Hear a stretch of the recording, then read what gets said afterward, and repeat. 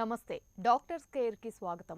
ఆధునిక జీవన శైలితో మనకొచ్చే సమస్యలలో నడుం నొప్పి ఒకటి. ఈ బ్యాక్ పెయిన్ ద్వారా రోజువారీ పనుల్లో అనేక సమస్యలు ఎదుర్కోవాల్సి వస్తుంది.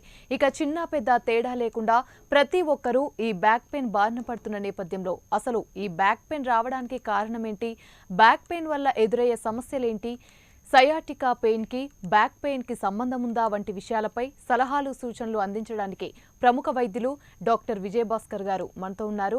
ఆయనతో మాట్లాడి మరిన్ని వివరాలు తెలుసుకుందాం. డాక్టర్ గారు నమస్తే. నమస్కారం. అయితే అసలు బ్యాక్ పెయిన్ రావడానికి కారణాలు ఏంటి, ఎన్ని రకాలు ఉండొచ్చు అంటారు? అబ్సల్యూట్లీ మంచి సబ్జెక్ట్ అండి. దిస్ ఈజ్ వాట్ అంటే ఇది బ్యాక్ ఏరియా అండి అంటారు. మోస్ట్లీ బ్యాక్ పెయిన్ అంటే దీనిలో 5 వర్టిబ్రల్ బోన్స్ ఉంటాయి.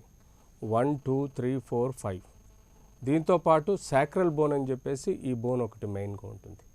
సో ఎప్పుడైతే బ్యాక్ పెయిన్ కామన్గా మనం 3, 4, 4, 5 S1 అనే లెవెల్స్లో మనం ఎక్కువగా కంప్లైంట్ వింటాం. అంటే బ్యాక్ సైడ్ ఇక్కడ పెయిన్ వస్తుంది. దానికి తోడు మన బటక్స్లో నుంచి నరం పోతూ ఉంటుంది. ఆ నరమే ఇది. This is called sciatic nerve అంటామండి.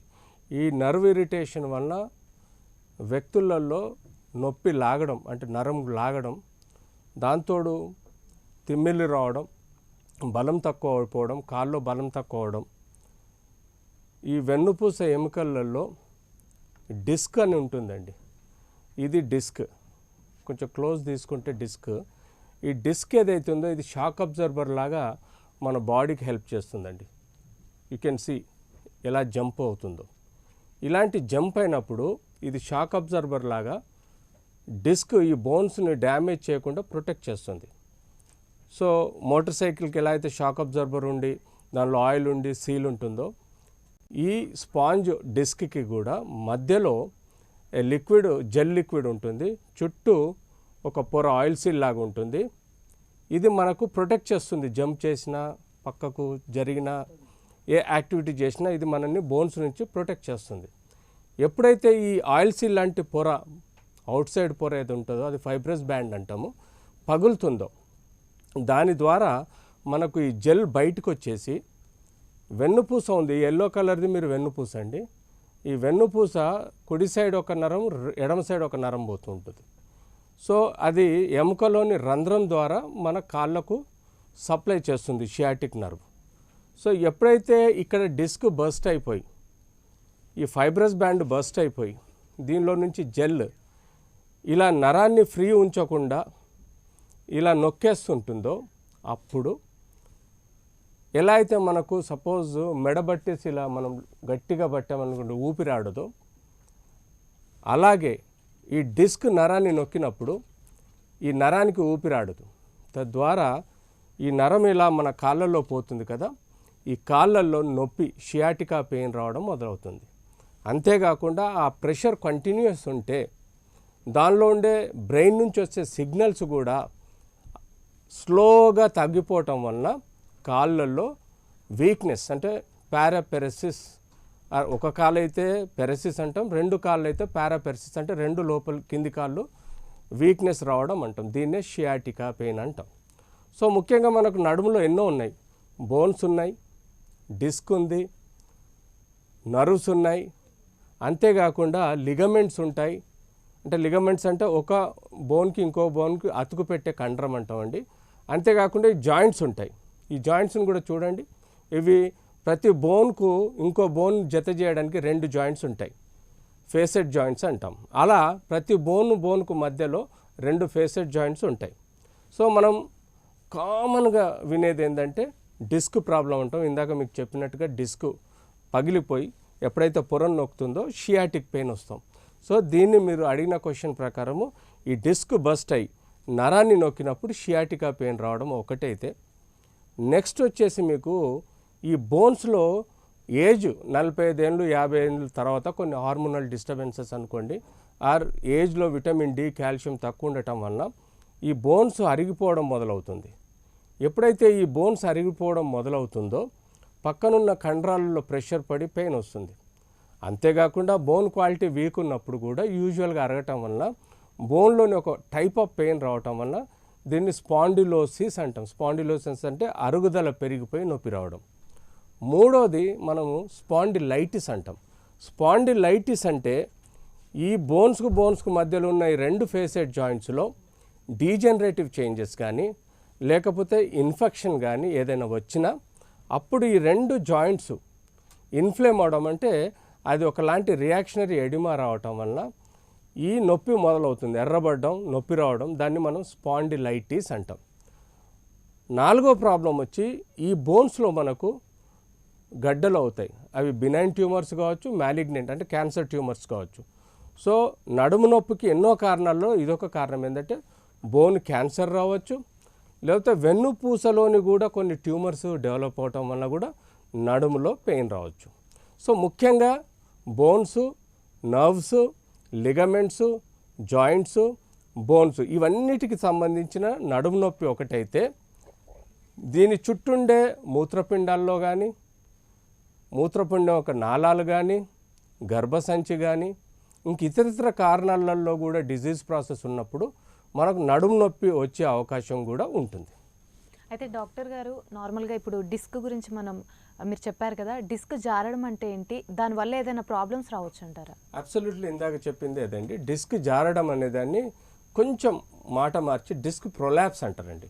అంటే మనం ఎప్పుడైతే ఫైబ్రస్ బ్యాండ్ పగిలిపోయి అందులోని జెల్ లాంటి పదార్థం బయటకు వస్తుందో, ఆ పదార్థం బయటకు వచ్చి నరాన్ని నొక్కుతుందో, ఇందులో చూపెట్టినట్టుగా ఈ నరాన్ని నొక్కుతుందో, దీన్నే డిస్క్ జారడం కానీ డిస్క్ ప్రొలాప్స్ కానీ అంటాం. తద్వారా షియాటికా లాంటి పెయిన్ వచ్చి కాళ్ళల్లో వీక్నెస్ డెవలప్ అవుతూ ఉంటుంది. అయితే డాక్టర్ గారు, ఒబెసిటీ ప్రాబ్లం అంటే ఏంటి? అబ్సల్యూట్లీ ఒబేసిటీ అన్నది అధిక బరువు ఉండడం. యూజువల్గా మన నార్మల్ హైట్ 5.5 ఉంటే మన బిఎంఐ ప్రకారం మన వెయిట్ 58 నుంచి 62 వరకు ఉండాలి. అంతకు మించి మనము బరువు మన బాడీలో 80, 90, 100, 120 కేజెస్ కూడా కొంతమంది ఏజ్ ప్రకారం, హైట్ ప్రకారం బిఎంఐ ఎక్కువ ఉండటం వల్ల ఏమవుతుందంటే ఈ జాయింట్స్ ఎంతవరకు మోయగలిగే బరువును అంతే మోస్తుంది. అంతకు మించి మన ఒంటిపైన బాడీ వెయిట్ పెరిగినప్పుడు జాయింట్స్లో ఎర్లీ డీజనరేషన్ రావచ్చు. సో బరువుకు నడుము నొప్పికి రిలేషన్ నేను ఇప్పుడు ఇక్కడ చెప్పాలనుకుంటున్నాను. ఎర్లీ స్పాండిలోసిస్ రావచ్చు, ఎర్లీ స్పాండిలైటిస్ రావచ్చు. తద్వారా మనకు ఈ బ్యాక్ పెయిన్ అనేది ముఖ్యంగా రావచ్చు. సో ఆన్ అన్ యావరేజ్గా బిఎంఐ ప్రకారం మన వెయిట్ మెయింటైన్ చేసుకోవాల్సిన అవసరం ఉంది. దానికి ప్రాపర్గా వెయిట్ అంటే ఆన్ అన్ యావరేజ్ హైట్ ప్రకారం వెయిట్ క్యాలిక్యులేట్ చేసుకొని ఉంటేనే మనకు వాటి యొక్క కాంప్లికేషన్స్ అయితే ఒబేసిటీ యొక్క కాంప్లికేషన్స్ వెన్నుపూస మీద కానీ, వెన్నుపూస యొక్క ఎముకల మీద కానీ, లేకపోతే జాయింట్ల మీద కానీ పడకుండా చూసుకోవాల్సిన అవసరం ఉంది. కాబట్టి obesity one of the reason ఈ బ్యాక్ పెయిన్ రావడానికి కూడా ఒక కారణంగా భావించడం జరుగుతుంది. అయితే డాక్టర్ గారు, నడుము నొప్పి కంటిన్యూగా వస్తే ఎలాంటి పరీక్షలు చేయించుకోవాలి? అబ్సల్యూట్లీ రైట్ అండి. ఒక ఆర్థోపెడిక్ సర్జన్ ఫస్ట్ కలవాలండి. నడుము నొప్పిలో is the right person to diagnose. అంటే ఫస్ట్ ఇనిషియల్గా ఏ ఆర్థోపెడిక్ సర్జన్ అయినా హిస్టరీ ప్రకారం ఫస్ట్ ఏజ్ చూస్తారండి. తర్వాత కోమార్బిడ్ డిజీజ్ అంటే BP, sugar, vitamin D, calcium deficiencies ఏమైనా ఉన్నాయా. మూడోది హార్మోనల్ చేంజెస్ ఏమున్నాయా, హార్మోనల్ చెకప్ చేసుకుంటారు. నాలుగోది వాళ్ళకి ఏమైనా ఇంజురీస్ అయినాయా. ఇలా చూస్తూ అన్ని హిస్టరీ ప్రకారం తీసుకున్న తర్వాత బేసిక్ ప్రతిదానికి మనకు కావాల్సింది ఒక ఎక్స్రేనండి. ఎప్పుడైతే మనం వెన్నుపూస యొక్క ఎక్స్రేలు తీసుకుంటామో వెన్నుపూస యొక్క భాగాలు ఎలా ఉన్నాయి అంటే బోన్స్ ఎలా ఉన్నాయి అనేది మనకు ఎక్స్రేలో క్లియర్గా కనబడుతుంది. ఎక్కడైనా డిస్క్ పేస్ తగ్గిందా, ఈ ఎముకకి ఈ ఎముక మధ్యలో 5 mm గ్యాప్ ఉండాలి. ఇలాంటి గ్యాప్ లేనప్పుడు దాని అర్థం ఏంటంటే డిస్క్ డ్యామేజ్ అయినట్టుగా మనకు బేసిక్గా ప్రిలిమినరీగా మనకు ఎక్స్రేలో తెలుస్తుంది. సో దీని వెనకాల కారణాలు తెలుసుకోవాలంటే, ఫర్దర్ కారణాలు తెలుసుకోవాలంటే MRI confirm. Suppose sciatica problem ఉంది, నడుము నొప్పితో షియాటికా ప్రాబ్లం ఉన్నప్పుడు ఈ నర్వ్ ఏదైతే షియాటిక్ నర్వ్ ఉందో ఇది ఎక్స్రేలో కనబడదు. కేవలం మనకు డిస్క్ పేస్ తక్కువైందే కనబడుతుంది కానీ ఇది కనబడదు. సో మనం క్లినికల్ ఎగ్జామిన్ చేసినప్పుడు ఏ కాలైతే నరం తీపి లాగుతుందో, ఏ కాల్లో అయితే వీక్నెస్ ఉందో అటు సైడ్ మనం ఎంఆర్ఐలో నరం ఎక్కడ నొక్కుకుపోతుంది, ఎంత నొక్కుకుపోతుంది ఒకటి చూడాలి. రెండోది ఈ కెనాల్ కూడా స్పేస్ ఎంత ఉంది. ఈ మనకి ఇక్కడ వెన్నుపూస ఏదైతే ఉందో ఇది ఒక నార్మల్ స్పేస్ మెయింటైన్ చేయాలి అక్కడ. సమ్ టైమ్స్ ఏమవుతుందంటే ఈ కెనాల్ స్టెనోసిస్ లాగా అంటే ఎముక దగ్గర రావటంలో కూడా వెన్నుపూస నరం మీద ఒత్తిడి పడుతుంది. సో ఇది one of the reason. So బేసిక్గా మనం ఎక్స్రే తీసుకోవాలి. తర్వాత కొన్ని రక్త పరీక్షలు బేసిక్ ఏమైనా ఇన్ఫెక్షన్ కారణం ఉందా, లేకపోతే ఇంకేమైనా ట్యూమరస్ కండిషన్స్ ఉన్నాయా, ఇంకేమైనా స్పాండిలోటిక్ చేంజెస్లో విటమిన్ డి కాల్షియం తక్కువ అవకాశం ఉంటుంది, ఇన్ఫెక్షన్లో డబ్ల్యూబీసీ కౌంట్ పెరిగే అవకాశం ఉంటుంది. అంతేకాకుండా న్యూట్రోఫిల్ కౌంట్ కూడా, బ్యాక్టీరియల్ ఇన్ఫెక్షన్ అయితే న్యూట్రోఫిల్ కౌంట్ కూడా ఎక్కువ అయ్యే అవకాశం ఉంటుంది. సో కొన్ని రక్త పరీక్షలు చేసుకోవాలి, విటమిన్ డి కాల్షియం టెస్ట్ చేయించుకోవాలి. అంతేకాకుండా ఫైనల్గా మనకు కావాల్సింది ఏంటంటే ఎంఆర్ఐ చేయటం వల్ల మనకు వెన్నుపూస ఎముకల చుట్టూ ఉండే లిగమెంట్స్ కానీ, కండరాలు కానీ, నర్వ్స్ కానీ అన్నీ క్లియర్గా 0.001 కట్ సెక్షన్లో బోన్ మరియు నర్వ్ రిలేషన్ కూడా క్లియర్గా ఎంఆర్ఐలో కనబడుతుంది. కాబట్టి ఎగ్జాక్ట్లీ కాజ్ ఆఫ్ పెయిన్ కూడా మనకు తెలిసే అవకాశం ఉంటుంది. సో సిటీ స్కాన్ చేయొచ్చు, ఎంఆర్ఐ చేయొచ్చు, ఇంకా ఫర్దర్గా ట్యూమరస్ సంబంధించిన మార్కర్స్ రక్త పరీక్షలు చేసుకొని కన్ఫర్మ్ చేసుకున్న తర్వాత అప్రోప్రియేట్ డయాగ్నోసిస్ కన్ఫర్మ్ అయిన తర్వాత మనం ట్రీట్మెంట్ ఇవ్వాల్సిన అవసరం ఉంటుంది. అయితే డాక్టర్ గారు మనం టాపిక్ కంటిన్యూ చేసే ముందు కాలర్ని తీసుకుంటాం. సోమశేఖర్ ఆదిలాబాద్ నుండి. సార్ నమస్తే అండి. నమస్కారం అండి. డాక్టర్ గారు ఉన్నారు, మీ సమస్య ఏంటో చెప్పండి. నాకు బ్యాక్ పెయిన్ ఉన్నది సార్. ఏజ్ ఎంత సార్ మీది? 64 అండి. 64. డయాబెటీస్, హైపర్ టెన్షన్ ఏమైనా ఉందా? డయాబెటీస్ ఉంది సార్. డయాబెటీస్ ఉంది. షుగర్ కంట్రోల్లో ఉందండి? కంట్రోల్లో ఉందండి. సరే, మీకు ఇంకా వేరే ప్రాబ్లం ఏదో ప్రాబ్లం అంటున్నారు, ఏం ప్రాబ్లం అండి? ఇదే బ్యాక్ పెయిన్ ఎన్నెపూసలో వస్తుంది, ఒక్కోసారి బాగానే వస్తుంది. ఓకే. తర్వాత నరం లాగుతుందా కాళ్ళలో? నరాలు అప్పుడప్పుడు లాగుతుందండి. కానీ కంటిన్యూస్ పెయిన్ అయితే లేదు కాళ్ళ నరాలు? లేదు. గుడ్. మీకు కాళ్ళల్లో నరం లేదు, ప్రాబ్లం లేదంటే యూజువల్గా నరం ఒత్తిడి లేనట్టే, వెన్నుపూస నరం ఒత్తిడి లేనట్టే. మీకు ఈ ఏజ్లో విటమిన్ డి కాల్షియం ఏమైనా తక్కువ ఉంటే తప్పకుండా మీకు స్పాండిలోసిస్ డిజీజ్ అనేది కూడా డెవలప్ అయి ఉంటుందండి. స్పాండిలోసిస్ ఉంటుంది, స్పాండిలైటిస్ ఉంటుంది. మీకు జ్వరం వస్తుందండి దీంతో? లేదండి, జ్వరం లేదు. సో మీ ఏజ్ ప్రకారం మీరు ఒకటి ఎక్స్రే కానీ, అలాగే కొన్ని రక్త పరీక్షలు ఉంటాయండి. డబ్ల్యూబీసీ కౌంట్ ఒకటి, అంటే కంప్లీట్ బ్లడ్ పిక్చర్ ఒకటి చేయించుకోవాలి. అంతేకాకుండా విటమిన్ డి, కాల్షియం టెస్టులు కూడా మీరు చేయించుకోవాలి మీ ఏజ్ ప్రకారం. వాటి యొక్క రిపోర్ట్స్ ప్రకారం మీకు స్పాండిలోసిస్, అసోసియేటెడ్ స్పాండిలైటిస్ ఉందా అన్నది చెక్ చేసుకొని దానికి కావాల్సిన బెడ్ రెస్ట్, బెల్ట్, మెడిసిన్స్, అంటే స్పెసిఫిక్గా ఇన్ఫ్లమేటరీ రియాక్షన్ తగ్గించడానికి మెడిసిన్స్ వాడుకోవాలి.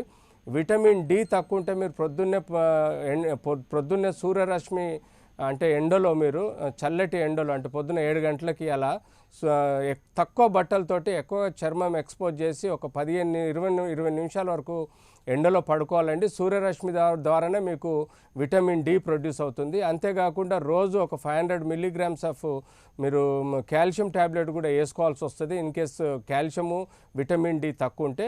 అంతేకాకుండా మీకు పెయిన్ కిల్లర్స్ కూడా అంటే అది కొంత జాగ్రత్తగా వాడుకోవాలి. ఈ ఏజ్లో కిడ్నీకి, లివర్కి ఎఫెక్ట్ అయ్యే ప్రమాదం ఉంటుంది కాబట్టి పారాసెటమాల్ లాంటి ట్యాబ్లెట్స్ రెగ్యులర్గా వాడుకునే ప్రమాదం లేదు. కానీ మిగతా ట్రమడాల్ కానీ, లేకపోతే డైక్లోఫెనాక్ సోడియం కానీ, లేకపోతే ఇంకా మజిల్ రిలాక్సెంట్స్ ఏమైనా వాడాలనుకుంటే కొంచెం కాషియస్గా నొప్పి అంటే తక్కువ రోజులు వాడుకుంటూ ఉండండి. కంటిన్యూస్గా పెయిన్ కిల్లర్స్ వాడకూడదు. దీనికి తోడు ఫిజియోథెరపీ రెగ్యులర్గా మీరు చేయాల్సిన అవసరం ఉంటుందండి. నడుముకు బెల్ట్ కూడా పెట్టుకోవాలి పోస్చర్ మెయింటైన్ చేయడానికి. ఎప్పుడైతే స్ట్రైట్గా పోస్చర్ మెయింటైన్ చేస్తారో మీకు అబ్నార్మల్ స్ట్రెయిన్ స్పైన్ మీద పడకుండా నొప్పి రాదండి. ఇలాంటి జాగ్రత్తలు తీసుకోండి. అంతగా మీకు ఏదైనా ఇంకా ఇంతకు మించి ఉంటే తప్పకుండా దగ్గరలో ఉన్న ఒక ఆర్థోపెడిక్ సర్జన్ కానీ మీరు ఒపీనియన్ తీసుకుంటే బెటర్ అని నా అభిప్రాయం. అయితే డాక్టర్ గారు విటమిన్ డి గురించి ఇప్పుడు టాపిక్ వచ్చింది కాబట్టి మాట్లాడుతున్నాం. అసలు విటమిన్ డి సమృద్ధిగా శరీరంలో ఉండాలంటే అసలు ఎలాంటి ఆహార పదార్థాలు తీసుకోవాలి? అబ్సల్యూట్లీ రైట్ అండి, మంచి క్వశ్చన్ వేశారు. ఈ కాలంలో మేము ఈవెన్ చిన్నపిల్లల్లో కూడా విటమిన్ డి డెఫిషియన్సీ చూస్తున్నాము, మిడిల్ ఏజ్లో చూస్తున్నాము, ఓల్డ్ ఏజ్లో చూస్తున్నాం. దీనికి ముఖ్య కారణం ఏంటంటే అమెరికా లాంటి పాశ్చాత్య దేశాల్లో మనం చూస్తున్నాం ప్రొద్దున లేవగానే సన్ బాత్ అని ఉంటుందండి. సన్ బాత్ అంటే వాళ్ళు సీ సైడ్కి పోయి జస్ట్ ఒక అండర్వేర్ ఒక షార్ట్ వేసుకొని పడుకుంటారు. మనం ఎక్కువ శాతం వాళ్ళు పిచ్చోళ్ళగా పడుకున్నారు అనుకుంటున్నాం, కానీ అది కాదండి. విటమిన్ డి రావడానికి మెయిన్ సోర్స్ ఆఫ్ ఇదండి సూర్యరశ్మి అండి. సన్ రేస్ తోటి మన బాడీలో చర్మం ద్వారా ఎర్గో క్యాల్సిఫెరాల్ అనే ఒక ఈ విటమిన్ డికి సంబంధించిన మూల పదార్థం డెవలప్ అవుతుంది. సో అదొక్కటి మెయిన్ రిసోర్స్ అంటే మనం ఆర్టిఫిషియల్గా వారానికి ఒక కొలోకాల్సిఫెరాల్ అని మనం ఇస్తాము. ఈవెన్ ఇంజెక్షన్స్ ఉన్నాయి, దానికి సంబంధించిన అరెస్టోల్ ఇంజెక్షన్స్ కూడా ఉన్నాయి. అంతేకాకుండా ఇంకా అలెండ్రోనేట్ అనే ట్యాబ్లెట్స్ కూడా మనము depends on the quality of బోన్ను బట్టి మనం ఇవ్వడం జరుగుతుంది. ఏది ఏమైనా విటమిన్ డికి మెయిన్గా సన్ ఎక్స్పోజర్ ఉండాలి. మన కంట్రీలో ఎక్కువగా ముస్లిమ్స్ బుర్ఖాలు వేసుకొని బయటికి వెళ్తారు, వాళ్ళకి విటమిన్ డి డెఫిషియన్సీ ఎక్కువగా ఉంటుంది. ఎక్కువ గుడ్డలు కప్పుకొని కూడా మన వాళ్ళు వెళ్తారు కాబట్టి వాళ్ళల్లో కూడా విటమిన్ డి డెఫిషియన్సీ ఉంటుంది. సో ముఖ్యంగా మనకు బోన్ పెయిన్ రావడానికి కానీ అంటే ఎముకల్లో అస్తమాను పెయిన్స్ రావడం, హెయిర్ లాస్ అవ్వడం, అంతేకాకుండా కొంత మతిమరుపు రావడం, మెమరీ తక్కువ ఉండడం, ఇట్లాంటి కొన్ని కారణం వలన విటమిన్ డి డెఫిషియన్సీ క్లినికల్గా డయాగ్నోస్ చేసిన తర్వాత ఒక రక్త పరీక్ష విటమిన్ డి లెవెల్స్ ఎంత ఉన్నాయో చూసుకోవాలి. బిలో 30 ఉంటే ఇన్సఫిషియన్స్ అంటే సరిపోని అంత విటమిన్ డి ఉంది. కాబట్టి ఈ సూర్యరశ్మి ఒక వారానికి తీసుకునే medicines plus calcium supplements, calcium కూడా బిలో 9 ఉంటే కాల్షియం వేసుకోవాల్సిన అవసరం ఉంది. యూజువల్గా 30 to 60 ఉంటే నార్మల్ టు ఎబోవ్ అండి. బిలో 30 ఉంటే మాత్రం విటమిన్ డి సప్లిమెంట్ అవసరం. కాల్షియం కూడా బిలో 8.5 ఉంటే ఆ కాల్షియం సప్లిమెంట్ మనం రోజు ఆకుకూరలు కూరగాయలు ఎక్కువ తీసుకోవాలండి. కొన్ని నాన్ వెజ్ కూడా తీసుకోవచ్చు, కానీ ఎక్కువగా మిల్క్ ప్రొడక్ట్స్ ఆకుకూరలలో మన కాల్షియం ఎక్కువగా ఉంటుంది. కాబట్టి దానికి తోడు ఇంకా మనకు విటమిన్ కాల్షియం తక్కువ ఉన్నప్పుడు కూడా తప్పకుండా ఒక 500 milligrams ఆఫ్ కాల్షియం మార్కెట్లో అవైలబుల్ ఉన్న కాల్షియం మనం వేసుకుంటే తప్పకుండా మనకు బాడీలో ఈ వెముకల్లో నొప్పి కానీ, ఎముకల్లో చిన్న చిన్న ఫ్రాక్చర్స్ అవడం కానీ, పెద్ద వయసులో కింద పడ్డ అంటే చైర్లో నుంచి కింద పడ్డ, మంచం మీదకి వెళ్ళి కింద పడ్డ మేజర్ ఫ్రాక్చర్స్ అవుతుంటాయి.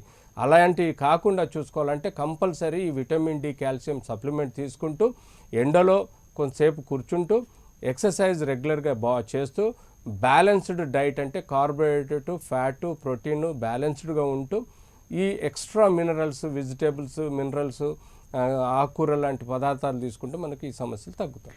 థ్యాంక్ యూ డాక్టర్ గారు. విలువైన సమాచారాన్ని మాకు అందించారు. అదేవిధంగా ప్రాక్టికల్గా ప్రేక్షకులకి అర్థమయ్యేలా ఎక్స్ప్లెయిన్ చేశారు. Thank you so much. And ఇది వాళ్ళ డాక్టర్స్ కేర్ ప్రోగ్రామ్. చూస్తూనే ఉండండి ప్రైమ్ 9 న్యూస్. నిజం ఇదే.